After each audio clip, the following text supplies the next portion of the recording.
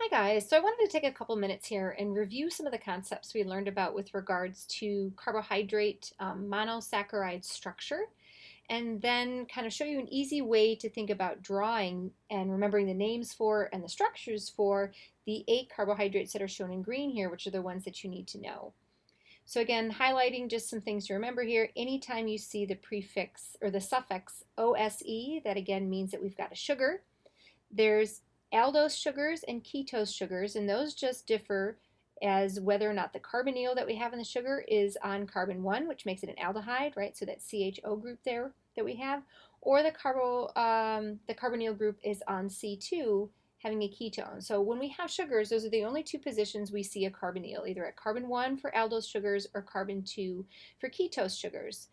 The stereochemistry for all natural sugars as we encounter them, we as humans, are D in their configuration, and that has to do with the stereochemistry that we see around this last stereocenter here. So this last stereocenter, so the one right before the bottom, and every single one of these sugars has the D configuration. And if you need to, go back and review the sheet where we talked about all the different ways that we can think about stereochemistry.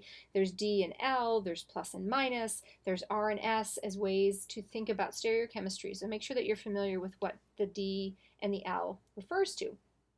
So again, we're going to be drawing these structures as linear Fisher projections, reminding ourselves that most of the time sugars are not in this linear form, less than 1% of the time. And the reason is that the carbonyl, either as an aldehyde or a ketone functional group, is reactive. So what nature does is it does the same thing that you do in the organic chemistry lab, is it reacts that carbonyl containing functional group with an alcohol to generate either a hemiacetal or a hemiketal, and that protects that group.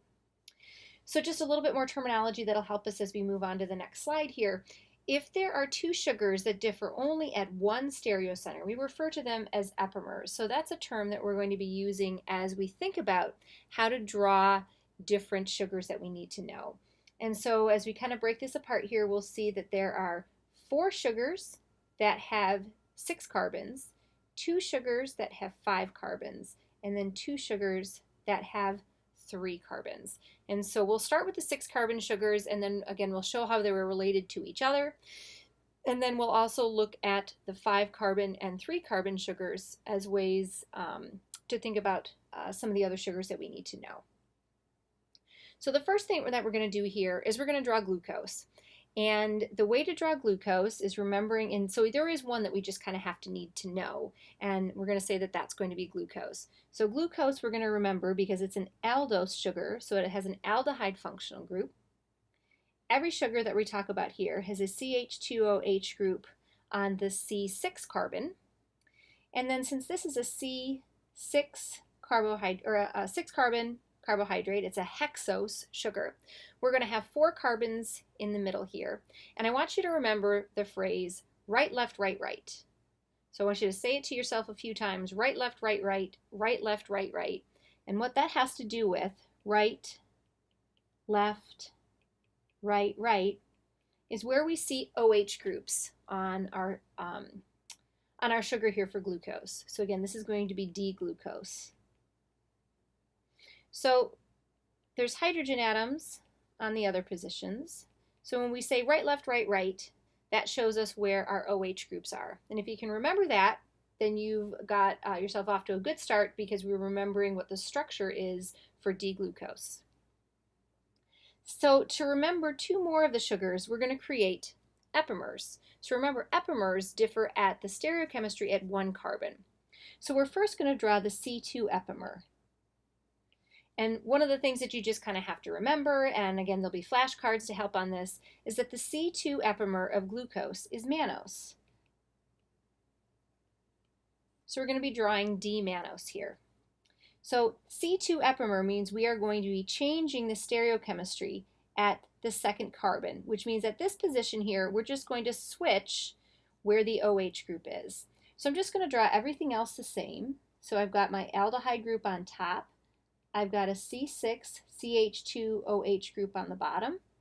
I've got 4 carbons in the middle here, and it's the C2 position that's opposite. So I'm going to draw that opposite. Everything else is the same.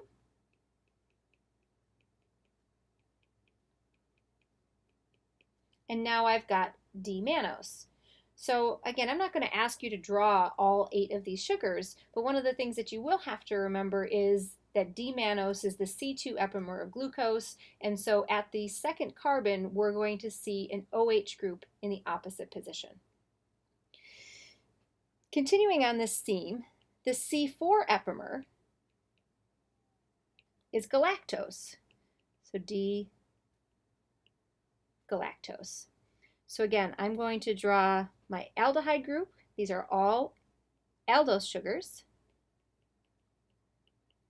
CH2OH on the bottom, 4 carbons in between, and now I'm going to go to the first, second, third, and at this 4th position here, that's where I'm going to have the opposite configuration.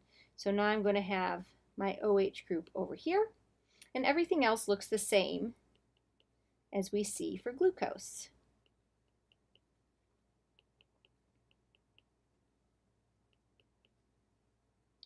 So, and you might get to the point where you'll just recognize patterns. So again, we're going to have right, left, right, right for glucose.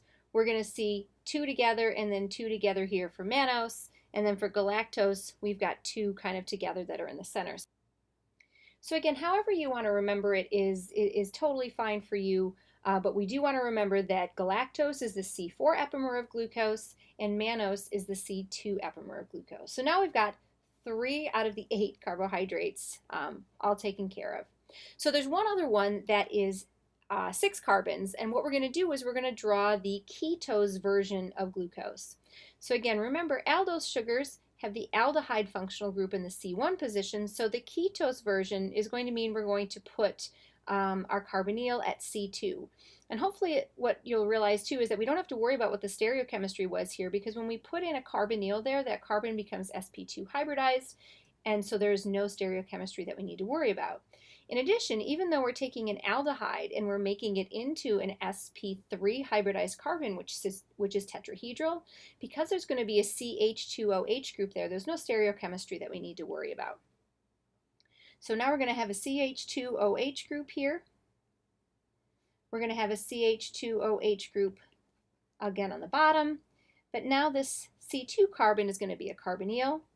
We're going to have 3 other positions here where we're going to have carbons with stereochemistry, and the easy way to remember this is just going to be the same as it would have been had it been glucose. So again, up here where we had right, left, right, right, we're going to essentially have what was right, left, right, right. So I'm going to put OH group here, OH group here, and OH group here. And we didn't quite name this sugar yet. This is going to be D-fructose. So now we have 4 of the 8 sugars. We've got the 4 sugars that we had here that were our C6 sugars. So again, D-glucose and D-mannose being C2 epimers. The relationship between glucose and galactose is that they're C4 epimers. And then to move over here into the ketose flavor, we're going to have a ketone as our carbonyl at C2. So what we're going to do now is we're going to look at ribose and ribulose. And what I want us to think about with these is how they are related to what we have with glucose here. So we're going to draw the aldose and then the ketose flavors of our C5 sugars that are related to glucose. So I'm going to change color here since we're changing the number of carbons, just so we can sort of keep track of this. So I'm going to draw an aldose sugar here, so CHO, and I'm going to draw CH2OH. But this time I'm only going to make it a 5-carbon sugar. So again, if I were to look up at glucose and I had the right, left, right, right. So again, let me add that in here so we can just remember right, left, right, right. What I want to remember and have you remember here for D-ribose is the phrase ribose is all right. And if you remember ribose is all right, what that means is we're going to put our OH groups all on the right. Okay, so that's D-ribose. Now all I'm going to do now to make our 6th sugar, which is called ribulose, is I'm going to take and make the ketose version of this. So just like we did between glucose and fructose, I'm going to take this carbon atom and I'm going to convert it into a carbonyl, which means there's no stereochemistry I need to worry about. And since the aldehyde now becomes an alcohol, since it was no stereochemistry there, that's not anything we need to worry about. So CH2OH, CH2OH, whoops, 3 carbons here in the middle, but this middle carbon, or this second carbon, is going to be our carbonyl, and then the other things look exactly like they did for ribose. So those now are our 2 5-carbon sugars that we needed to know. So I'm going to switch colors again here, and we'll do our 3 sugars that we need to know that are 3 carbons. And these are going to be glyceraldehyde and then dihydroxyacetone. So maybe the easiest way to kind of think about these is if you were to draw acetone, you would have drawn a methyl group on each side of a ketone. So again, this is acetone. If we draw dihydroxyacetone,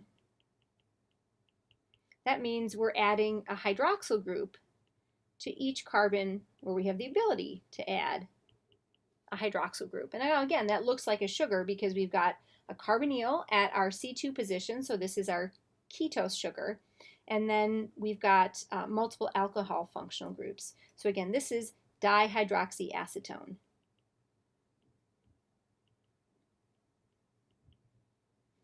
So one thing to kind of remember here too is that there's no stereochemistry with this guy because we've got 2 primary alcohols and then there's no stereochemistry associated with the sp2 carbon. So the last one that we're going to draw is actually the aldose version of this. But again, if we think about dihydroxyacetone, and now we're going to have something that we call glyceraldehyde. So again, flipping back and just reminding ourselves where we are here, dihydroxyacetone is this guy right here. So now we're going to draw glyceraldehyde. And this is kind of the simplest sugar you could possibly draw. So if we think about the simplest sugar we could draw, we'd have an aldehyde functional group on top. We'd have our CH2OH group on the bottom, and we'd have 1 stereocenter. And remember that all sugars are going to have that last stereocenter, the one closest to the CH2OH group, on the right. And since this is the only stereocenter in glyceraldehyde, that's simply what this aldose sugar looks like. So this is glyceraldehyde. And I should note that these are both D sugars. So again, hopefully an easy way to help you think about structures of the 8 carbohydrates that you need to know.